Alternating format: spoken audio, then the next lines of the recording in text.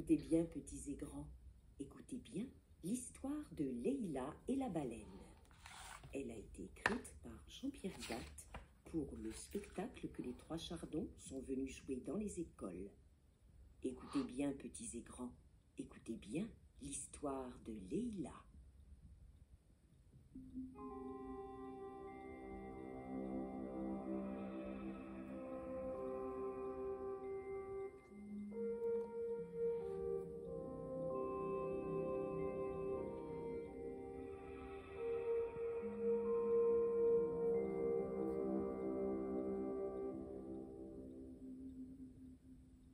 De tous les chasseurs de baleines, il était le plus grand.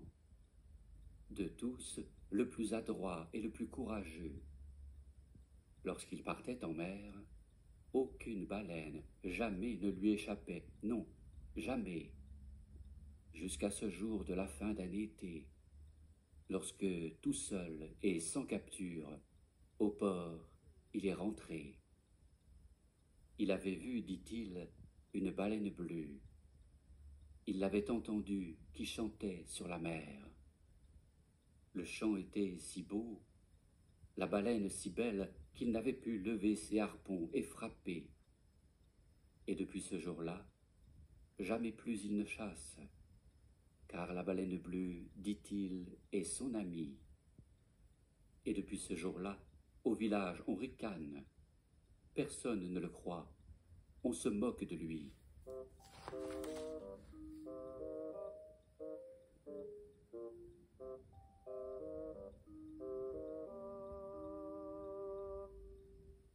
C'est un vieil homme maintenant. Depuis longtemps déjà, en mer, il ne part plus. Mais sur la digue basse, chaque jour, il retourne pour voir encore une fois la baleine si belle. Chaque jour, il l'appelle et veut chanter comme elle. Mais sa voix est usée, trop faible pour chanter, et la baleine bleue jamais ne lui répond et jamais n'apparaît.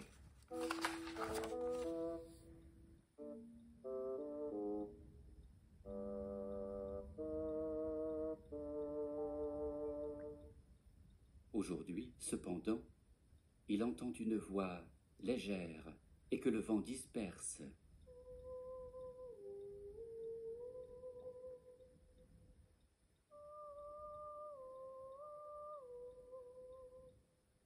C'est Leïla qui murmure, assise au bord de l'eau.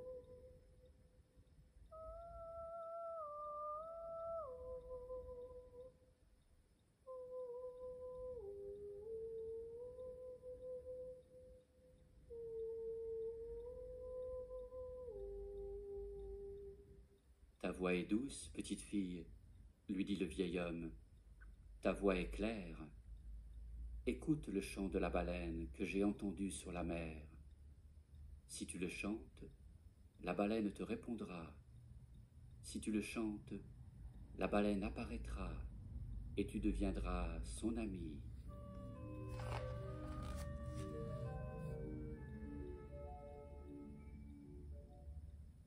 Alors Leïla écoute le chant qu'à son oreille le vieil homme chuchote. Puis sur la digue, Leïla chante.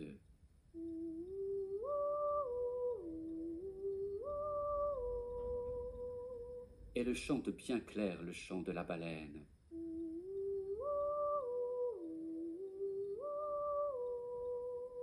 Et de loin sur la mer, la baleine répond.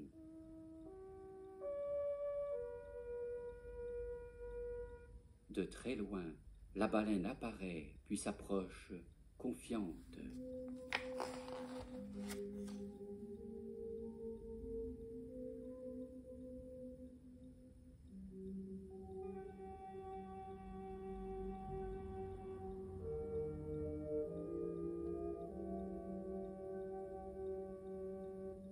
Et la voix de Leïla la charme tant et tant qu'aussitôt sur son dos, elle invite l'enfant.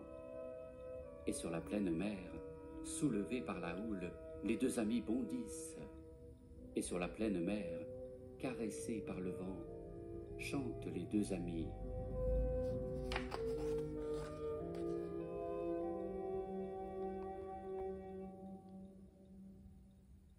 Et puis, tout doucement, la baleine revient déposer Leila auprès du vieil homme.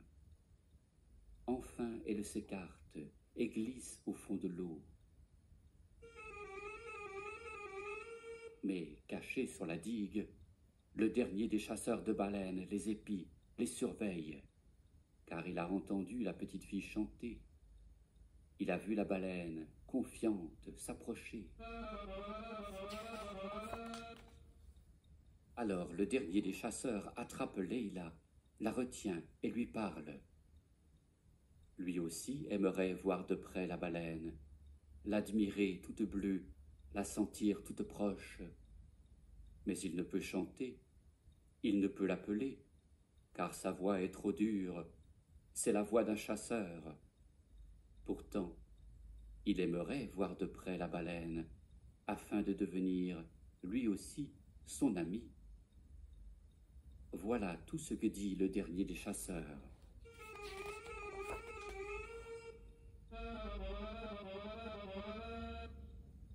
Hélas, Leila le croit. Tout au bord de la digue, elle va et puis chante.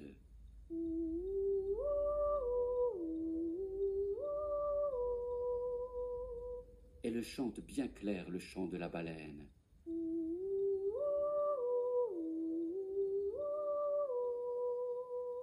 Et de loin sur la mer, la baleine répond.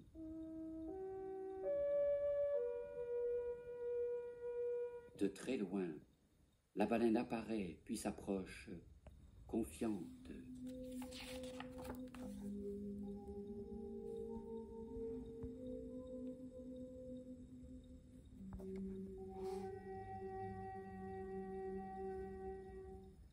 Soudain sorti de l'ombre, le dernier des chasseurs alors lève ses harpons. Avec force il les lance, et la baleine bleue par 3 fois est touchée, par 3 fois est blessée.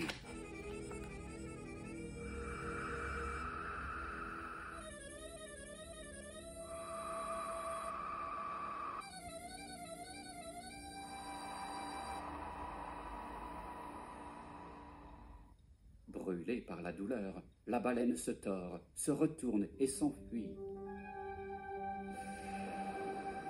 Dans le fracas des flots, elle s'enfonce dans l'eau.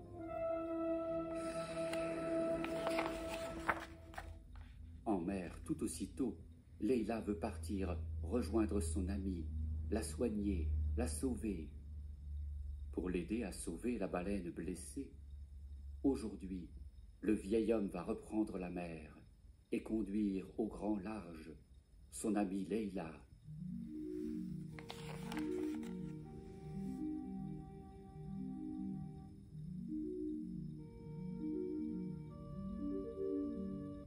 Sur une barque alors, en mer tous deux se lancent, tandis que le vieil homme bravement prend les rames. Leila, de sa voix claire, chante au plus loin qu'elle peut.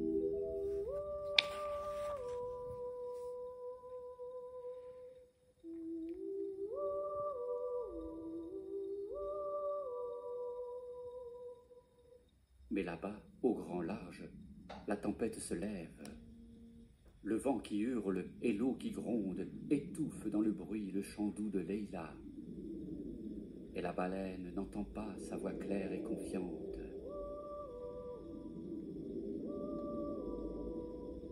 Mais là-bas, au grand large, tout le ciel s'assombrit. Et dans l'obscurité, la baleine épuisée a les yeux tout troublés. Sur la barque, elle croit voir le dernier des chasseurs, qui vient pour achever son travail de tueur. Poussée par la colère, alors d'un coup de queue, la baleine renverse la barque légère. Elle la fait rouler dans la vague écumante et aperçoit, trop tard, le vieil homme et Leila.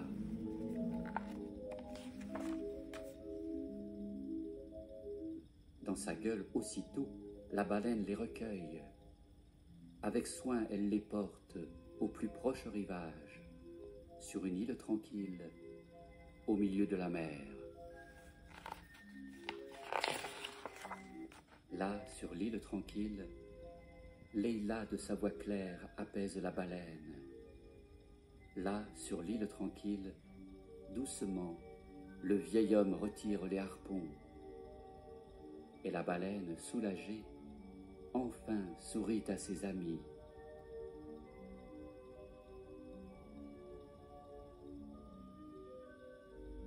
Mais il faut quitter l'île et retourner au port.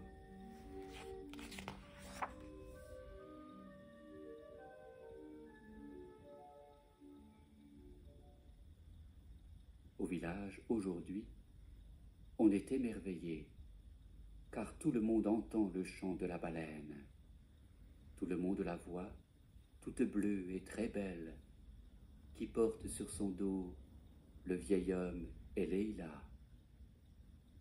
Au village à présent, jamais, non, plus jamais on ne se moquera. Au village à présent, jamais, non, plus jamais personne ne chassera.